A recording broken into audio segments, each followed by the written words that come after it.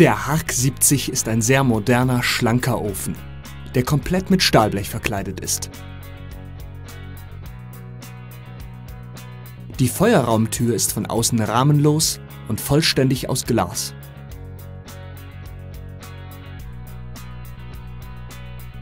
Die extravagant aussehenden Regler für die Primär- und Sekundärluftzufuhr befinden sich unterhalb der Feuerraumscheibe. Der Feuerraum hat eine tiefe Gussmulde mit einem Rüttelrost. Die Verkleidung des Feuerraums besteht aus hellen Schamottesteinen.